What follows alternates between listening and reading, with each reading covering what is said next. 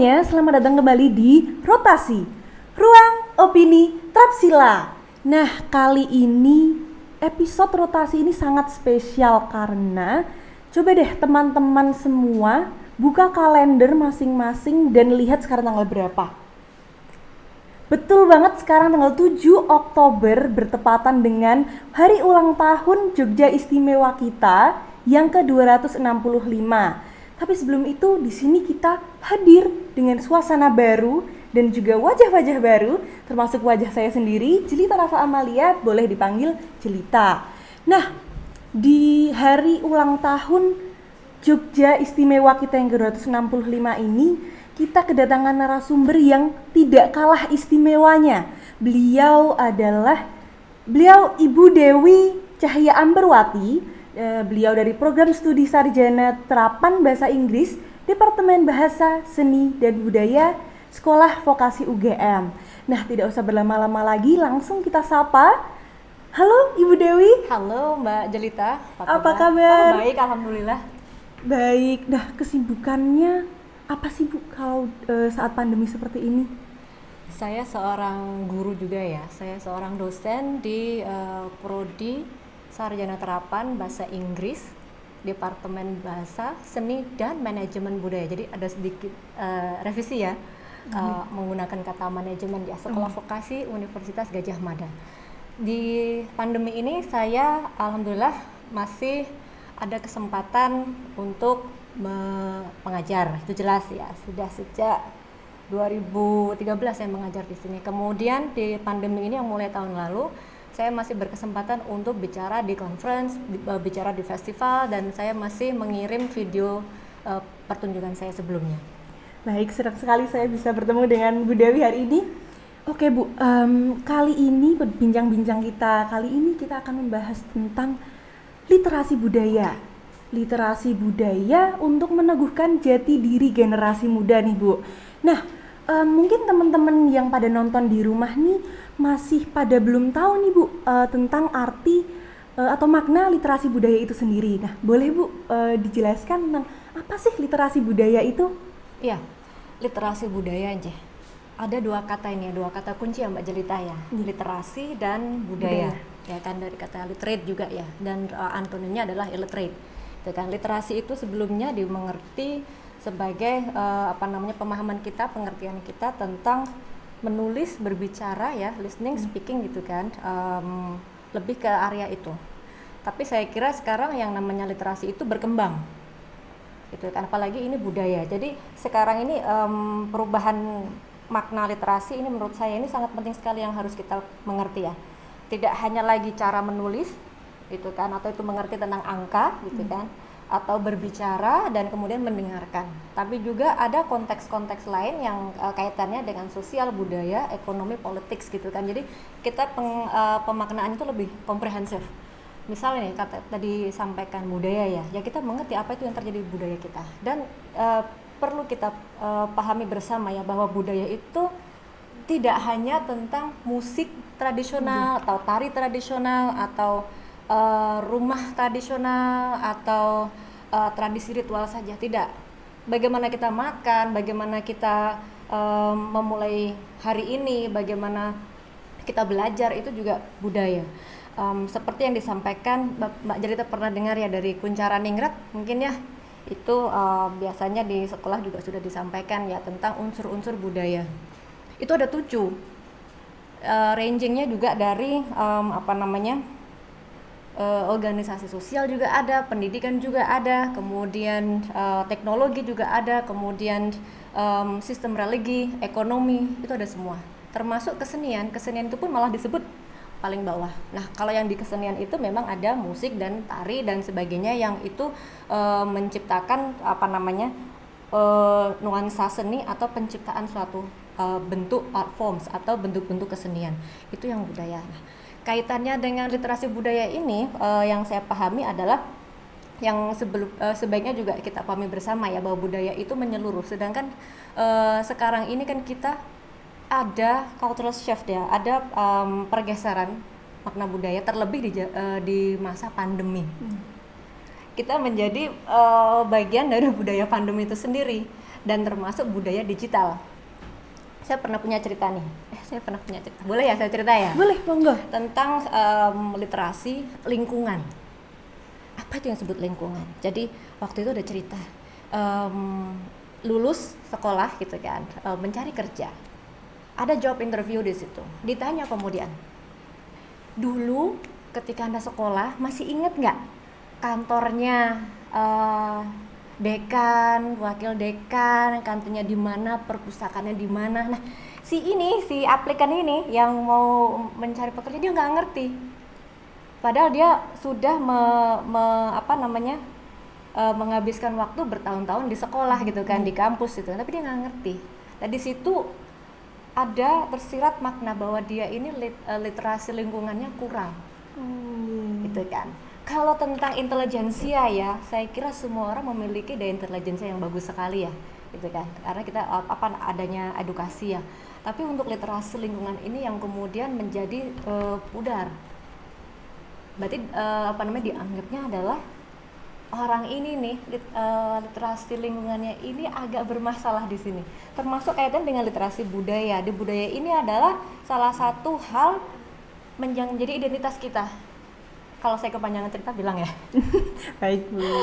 Jadi termasuk kita ini siapa kita, di mana kita berada gitu kan. Apa yang kita lakukan, apa yang membentuk seorang jelita, apa yang membentuk seorang dewi. Itu ada komponen-komponen budayanya. Baik itu di sekolah, di lingkup masyarakat gitu kan, organisasi, termasuk keluarga juga. Jadi literasi budaya ini sangat menyeluruh dan tidak bisa dilihat per satu item hanya dari musik tradisi. Ya, kalau misalnya kita nggak bisa melakukan musik tradisi gimana coba?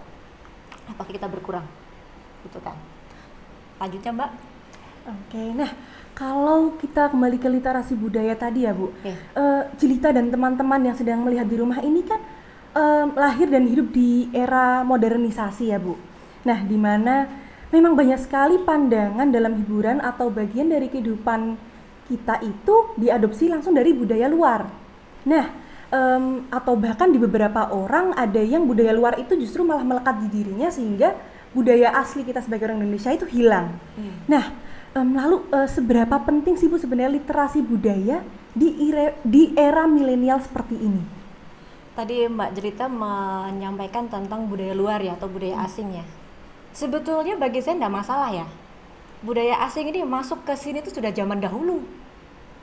Kalau kita lihat beskap ya, mungkin Mbak Jelita ngerti beskap nggak ya? Pernah lihat ya? Seperti baju tradisi yang dari Solo itu, yang macam kayak taksido ya, kalau kita bicara kayak suit gitu ya. Itu datang dari mana coba? Ya kan? Apakah itu datang dari Jawa asli? Belum tentu. Kemudian tentang kalau tadi Kunchara Ningrat menyampaikan sistem religi, agama-agama dunia yang hadir ke Indonesia tuh itu murni dari Indonesia atau bukan? Gitu kan? Itu budaya asing banyak di situ. Kemudian yang di kehidupan sehari-hari kita lah, everyday life ya, macam gelas, gitu kan?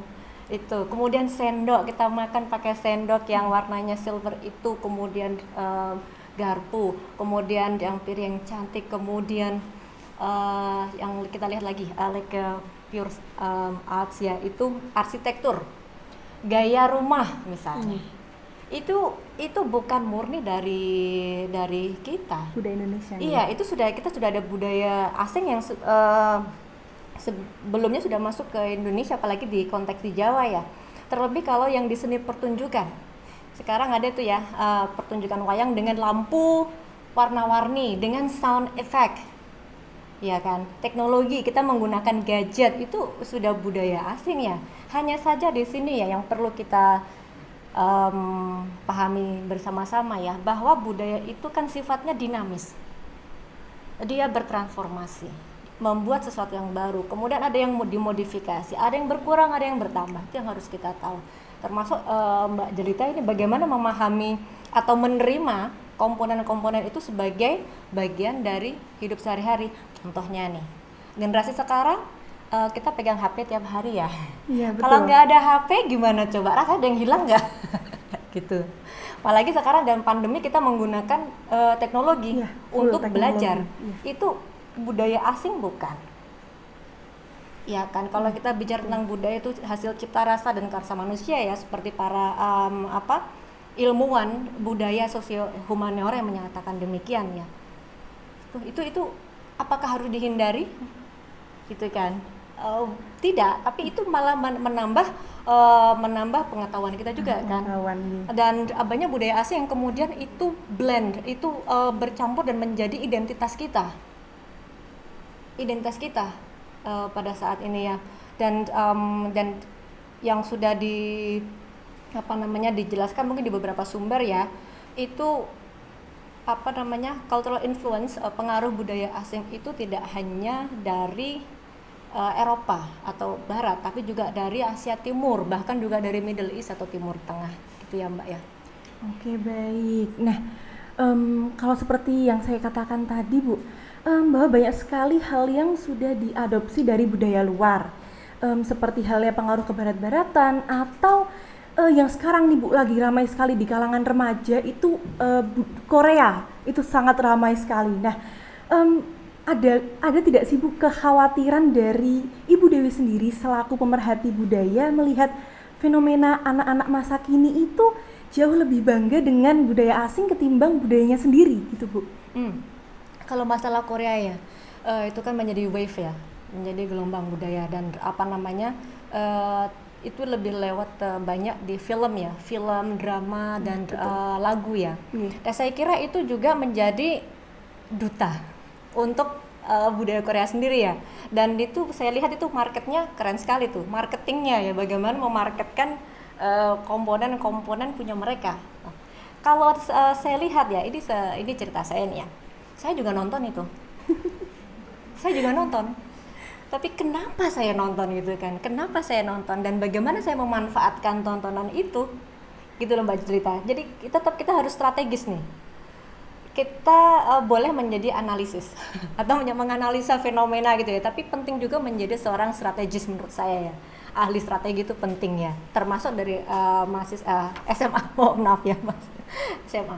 Kenapa menjadi penting strategi? Karena kita bisa memilah dan memilih apa yang bisa kita ambil dan tidak. Saya nonton drama Korea juga, bukan karena saya fans berat atau saya fanatik ya dengan itu, tapi saya melihat sesuatu apa yang bisa saya sampaikan ke mahasiswa atau bagaimana cara approach saya dengan generasi sekarang. Jadi kadang-kala nih ya, dia cerita juga untuk engage ya dengan mahasiswa saya, terkadang saya menggunakan respon teks kata-kata yang sangat populer seperti daebak. Sebelumnya saya nggak ngerti itu, gitu kan. Kemudian dengan yang Jepang, sugoi, gitu kan. Jadi ada beberapa istilah-istilah yang saya sampaikan, meskipun saya juga menyampaikan dengan bahasa Jawa juga. Rekan-rekan Yun Preso ya, boleh saya tanya gitu kan. Jadi saya menggunakan itu untuk komunikasi, gitu ya. Kaitannya apa dengan komunikasi di sini? Bahwa ada hal-hal yang sifatnya itu diketahui secara general, secara umum. Dan gap saya dengan mahasiswa saya itu kan jauh ya. Gap saya, dan ini penting bagaimana kita sebagai seorang strategis untuk mendekatkan diri dengan gap atau mendekatkan gapnya supaya tidak terlalu panjang. Termasuk kaitannya dengan komunikasi, ini kan kaitannya dengan etika. Itu gap itu membuat pengetahuan tentang etika berkomunikasi itu menjadi berbeda ketika dimaknai. Ada cerita juga ini ya, karena sekarang pandemi ya, kaitan dengan pandemi ya, kita berkomunikasi dengan WhatsApp group. Itu budaya asing loh ya. Bukan dari kita loh ya, kita pemakai nih ya, ada WhatsApp, ada Line, ada Path, ada Facebook gitu kan, termasuk juga YouTube gitu kan, termasuk podcast ini kan juga sebetulnya bukan dari kita ya. Ada satu cerita, kan kalau di kampus saya dipanggil Miss ya, Miss Dewi gitu kan, langsung nih, Miss mau nanya gitu kan, ini ada tugas gitu kan, saya nanya balik, dan saya ini siapa ya, kadang-kadang saya tanya gini, sebentar nih sinten nggih gitu. Jadi saya tetap menggunakan ada ungkapan-ungkapan dalam bahasa Jawa supaya untuk nguwongke orang atau mengorangkan orang gitu kan. Karena saya berpikir bahwa mahasiswa juga rekan saya, partner saya dalam proses belajar mengajar. Nah, baru kemudian disampaikan, oh maaf Miss, nama saya ini. kayak gitu. Jadi ada beberapa etika yang kemudian itu terkikis atau mungkin lupa ya kalau mengenalkan. Kemudian ada yang cerita lain lagi, ini siapa ketika saya tanya siapa, oh Miss nggak nyimpan nomor saya gitu kan. Geli nggak sih Mbak gitu kan. Nggak nyimpan nomor saya. Jadi saya bilang begini, mohon maaf ya, dengan santun ini ya, karena memang tugas saya menyampaikan demikian ya. Kalau kita berkontak dengan siapapun atau dengan dosen itu ya disampaikan dulu siapa namanya gitu kan, tidak langsung ucuk-ucuk enggak simpan nomor saya ya kayak gitu. Itu etika yang kadang-kala mahasiswa atau pelajar lupa. Kemudian mereka mengirimkan pesan di atas jam 9 atau di atas jam 8 gitu kan, malam gitu kan. Atau mungkin setiap hari Sabtu atau Minggu gitu kan.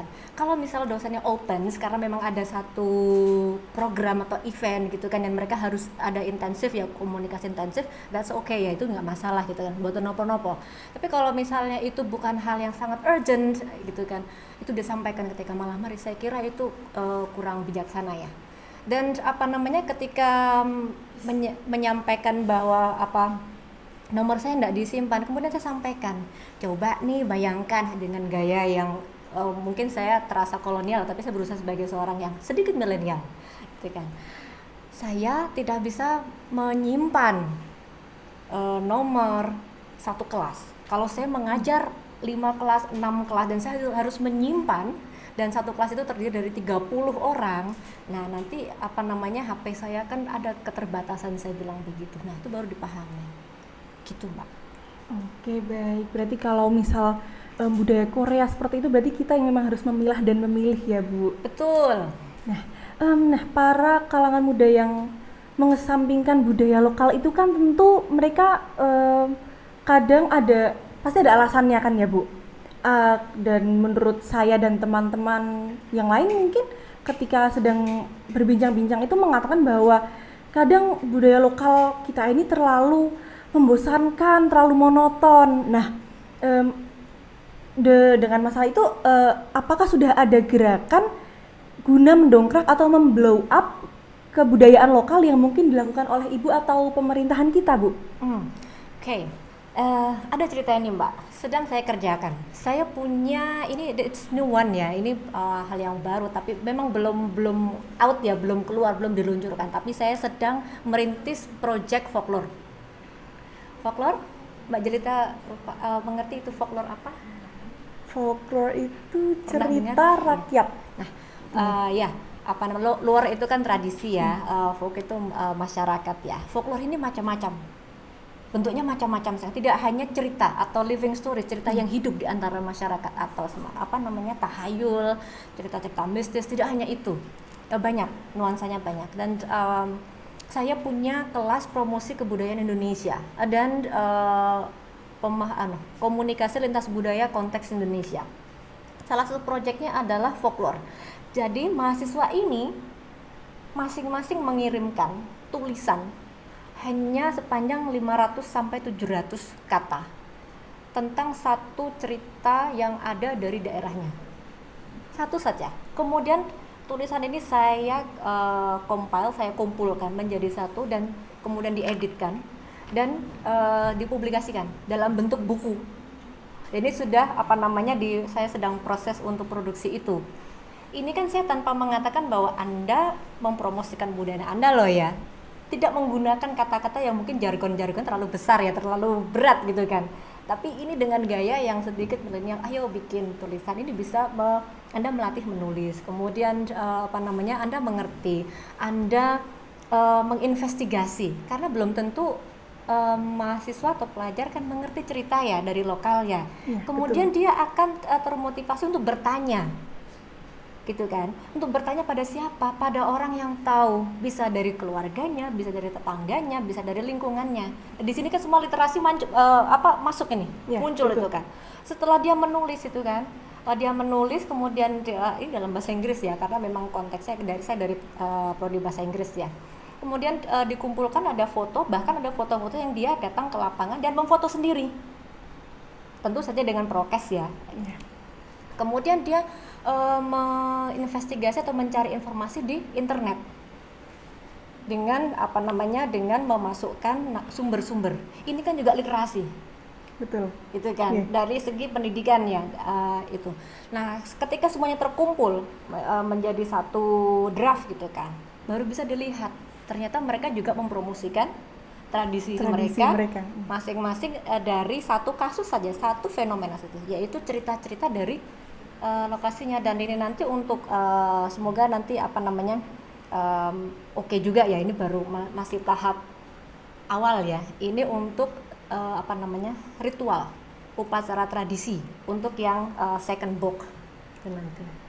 Menarik sekali ya Bu. Nah tentu saja kalau kegiatan yang tadi disebutkan oleh Ibu Dwi akan menjadi sia-sia ya Bu, kalau misal generasi muda tidak mau atau menolak diri terhadap kebudayaan lokal. Nah kemudian langkah kecil apa sih Bu yang kira-kira kita dan teman-teman yang sedang menonton semua yang bisa kita bangun untuk sedikit demi sedikit memupuk rasa bangga dan kecintaan terhadap budaya asli Bu? Budaya asli maksudnya ya. Itu ada dua hal lagi Ki. Ada satu tambahan kata ya, asli. Iya. Ya nggak sih, asli. Asli itu Kata yang mana baru sih? gitu. Yang disebut asli itu yang mana? Kalau ada asli ada yang palsu dong gitu. Jadi ada beberapa hal yang harus kita lihat betul-betul, yang kita observasi secara kritis ya. Asli itu apa? Mana yang itu mengadopsi atau hasil dari apa namanya, asimilasi, atau itu hasil dari suatu apa namanya, akulturasi, gitu kan? Atau memang betul-betul baru. Nah baru ini kita bisa lihat di komponen dari mana ini, gitu kan?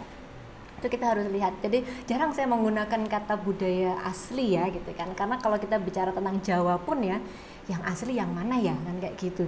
Karena ketika kita melihat satu seni pertunjukan lah, atau satu seni lah, itu kan, apakah itu cerita yang membuat sini orang-orang Jawa, atau itu mengadopsi dari cerita daerah lain ya, gitu. Kemudian untuk menampilkan cerita, misalnya mentransformasikan dalam bentuk mungkin wayang kulit atau drama tari atau seni lukis, itu kan ada ya. Itu menggunakan elemen-elemen asli yang tadi Anda sampaikan. Nah, asli itu yang mana? Atau itu ada hal-hal yang berbau asing tadi. Tapi saya kira ya, tidak perlu diperdebatkan ya itu asli atau tidak, karena itu tetap saja ada beberapa komponen budaya itu tetap membuat suatu identitas budaya. Nah ini untuk rekan-rekan ya, Mbak Jelita dan teman-teman di sini, kita bisa mulai dari sehari-hari kita. Baik. Itu kan dari sehari-hari. Bagaimana caranya? Satu, itu kan tadi tentang komunikasi tadi. Karena ini pandemi dan apa namanya masih online ya, kebanyakan ya, gitu kan. Dan Anda sudah mungkin sangat paham ya pembelajaran online itu seperti apa. Itu komunikasi tetap harus dijaga. Unggah-ungguhnya tuh gimana kan? Karena budayanya tuh sekarang sudah shift ini ya, sudah bergeser menjadi unggah-ungguh online, unggah-ungguh virtual. Bagaimana sih caranya gitu kan? Kalau kita ada kelas, apakah kita on cam ataukah kita off cam gitu kan? Karena kalau on cam itu sebetulnya yang sering saya sampaikan ya, itu untuk memberikan respect, memberikan penghormatan terhadap siapa? Satu, orang yang memberikan kelas. Karena seringkali saya mengundang istilahnya kuliah tamu ya, dari narasumber tamu gitu kan. Supaya narasumber tamu itu kan tidak merasa sendiri. Kalau kita ngomong terus yang nggak ada yang dengar, nggak ada yang lihat itu kan. Karena susah untuk mengantisipasi ya, mereka betul-betul memang ada, kadang-kadang kan ada koneksi problem ya, ada problem koneksi, tapi saya juga tidak bisa menjamin bahwa ada apa dengan mahasiswa atau pelajar gitu kan, karena itulah sering saya sampaikan, kalau tidak ada koneksi internet, silahkan on cam untuk memberikan respect sama apresiasi. Kemudian kontak melalui sosial media. Itu. Kemudian kalau Anda sebagai pelajar juga ya, ketika kita mengambil informasi dari buku atau sumber-sumber tertulis, itu disampaikan sumbernya, siapa penulisnya, sehingga itu akan menghindarkan kita ya, karena itu juga bagian dari literasi budaya. Selanjutnya yang terakhir nih ya, ini mungkin bisa lebih real ya, itu bagaimana kita berinteraksi dengan sesama di luar kamar kita. Itu untuk pelajar. Kenapa kamar kita? Karena seringkali pelajar itu selama pandemi online ini kan hanya di kamar nih. Gitu kan, hanya di kamar nih. Tapi bagaimana kita berinteraksi sosial dengan keluarga, kemudian tetangga, kayak gitu. Ya, ini tentang etika berkomunikasi. Mulai dari situ sajalah. Baik. Nah, tadi kan kita sudah bicara banyak ya Bu tentang menjaga budaya lokal terhadap kelestarian budaya sebagai ciri khas bangsa kita. Nah, lalu kalau bicara tentang budaya asing lagi, sebenarnya kita tuh penting nggak sih Bu untuk mempelajari budaya asing, dan apakah pengaruh budaya asing itu selalu menjadi ancaman serius untuk budaya lokal? Belajar budaya asing bagi saya penting. Bukan untuk mendewakan ya, tapi apa yang terjadi di sana, apa yang bisa menginspirasi kita dalam kita berkarya, gitu kan ya. Contohnya di studio, sekarang kan karena kulturnya digital ya, kita sudah memasuki peradaban digital di sini.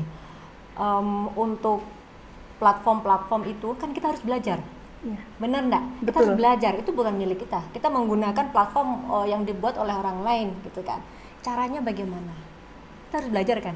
Iya, betul. Itu akan menjadi ancaman tidak? Nah, justru dari saya kira generasi yang sekarang bisa nggak kira-kira membuat platform untuk dari kita sendiri, yang kemudian menggunakan ornamen-ornamen atau memasukkan unsur-unsur cultural note-nya dari Indonesia, kan kayak gitu. Saya pernah punya ini akan pikiran ke depan ya, adalah membuat satu aplikasi ya. Misalnya aplikasi isinya gambar-gambar wayang gitu loh. Kenapa? Anak-anak itu ya, sekolah itu ya, mungkin dari TK apa ya, saya kurang paham. SD, SMP, SMA kan mereka kadang-kadang ada PR atau tugas yang tentang karakter wayang itu. Saya pernah soalnya itu. Sejak SD ya kan? Ya, saya pernah ini beberapa kali ditanya, di kontak sama orang tua murid. Inilah teman saya. Mbak Dewi, ini apa ya?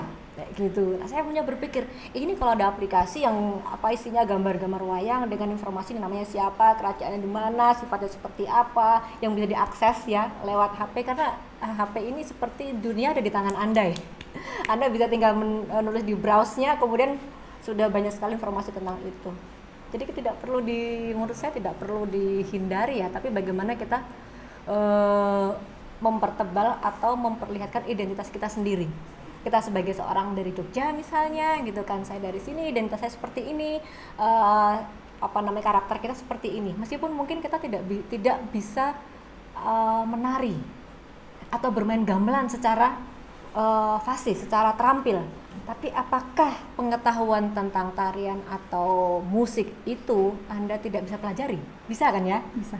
Nah, itu kan bisa disampaikan, ada transfer of knowledge di situ kan. Tapi ya paling bagus memang hands on ya, praktek atau pengalaman yang langsung, sehingga kita ketika kita menyampaikan informasi ke orang lain itu kita lebih aktual karena sudah pernah melakukan tuh. Oke, baik. Berarti kalau budaya asing itu malah tergantung cara kita menyikapinya ya Bu. Kalau misal dengan baik, kita bisa malah justru bisa berinovasi nih Bu. Betul, dan dengan mengetahui budaya asing itu sebetulnya semakin meneguhkan budaya lokal kita, semakin kita pede gitu kan. Baik. Nah, kalau kita melihat banyaknya keberagaman budaya di Indonesia ini dan menyadari banyaknya ancaman yang mengikis kebudayaan lokal, tidak akan afdol Bu mungkin jika kita hanya bicara saja namun tidak bertindak. Nah, kira-kira apa yang bisa kami lakukan sebagai siswa atau generasi muda nih Bu untuk memperlihatkan atau bahkan mengenalkan budaya lokal ke sekitar atau bahkan internasional Bu? Sebetulnya saya sangat mengapresiasi ya kerja teman-teman studio ini dalam hal podcast ya. Itu sangat bagus. Ini karena kita ada di budaya digital, dan ini salah satu hal yang membuat promosi itu lebih gampang. Kalau misalnya zaman dulu ya, beberapa tahun yang lalu, kita mau menulis saja ya, itu paling ke majalah dinding. Betul. Gitu kan. Pernah dengar ya majalah dinding ya? Pernah. Zaman saya itu majalah dinding itu ya di dinding. Itu pun yang menulis hanya orang-orang pelajar-pelajar tertentu yang dipilih oleh gurunya. Sekarang ini kreativitasnya sudah sangat terbuka sekali. Gitu kan. Anda bisa bikin blog, Anda bisa bikin podcast, Anda bisa upload di YouTube. semua bisa, bahkan untuk Aji pun meskipun kita tetap menggunakan platform-platform yang belum kita miliki ya, belum kita bikin ya. Mungkin suatu saat kita bisa bikin sendiri ya. Tapi itu membuat promosi dari budaya kita itu lebih mungkin. Pertanyaannya adalah mau nggak? Kita mau nggak gitu kan? Oke, nah ternyata teman-teman semua banyak sekali yang dapat kita semua lakukan untuk mempertahankan dan memperlihatkan budaya lokal. Termasuk yang tadi Ibu Dewi lakukan, yaitu mengumpulkan cerita-cerita dari berbagai daerah. Tentu saja ide ini akan dapat menjadi saran yang lebih baik untuk kita semua sebagai generasi muda yang patutnya bangga dan peduli pada kelestarian budaya Indonesia. Nah, budaya lokal bukanlah budaya yang buruk, bukan budaya yang kuno. Budaya lokal adalah identitas bangsa yang sudah menjadi tanggung jawab kita untuk menjaga dan melestarikannya. Nah, Ibu Dewi, kalau kita ngobrolnya asik itu memang tidak terasa ya, kita sekarang sudah di penghujung acara, Bu. Mungkin sebelum kita akhiri podcast hari ini, Ibu Dewi ada pesan yang ingin disampaikan untuk teman-teman di rumah? Cintai budaya Anda. Ini saya nggak akan lama nih. Saya kadang-kala sering saya sampaikan, saya punya brand dan saya tidak malu untuk mengatakannya. Ketika saya berkenalan ya, apalagi ke mahasiswa saya mengatakan demikian. Nama saya Dewi Ambarwati, saya produk lokal, kualitas ekspor. Wah, keren sekali teman-teman semua. Ayo kita beri tepuk tangan yang meriah untuk Ibu Dewi Cahya Ambarwati. Teman-teman, kita sekarang sudah sampai di penghujung acara dan terima kasih Ibu Dewi telah menyempatkan waktunya di sela-sela kesibukannya. Sama-sama Mbak Jelita. Sebelum Jelita tutup nih, Jelita pengen ingetin teman-teman semua untuk terus jaga protokol kesehatannya, stay happy and stay healthy. Dan juga kalau kalian teman-teman semua yang nonton di rumah suka sama episode rotasi kali ini, boleh banget dong di like dan di komen dan di share. Dan kalau belum subscribe, boleh banget untuk di subscribe.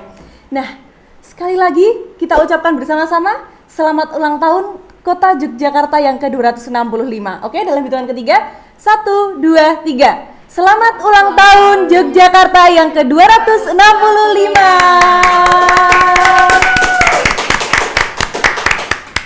Baik, saya Jelita Rafa Amalia dan Ibu Dewi Cahya Ambarwati pamit undur diri. Terima kasih, sampai bertemu di episode rotasi selanjutnya. Dadah!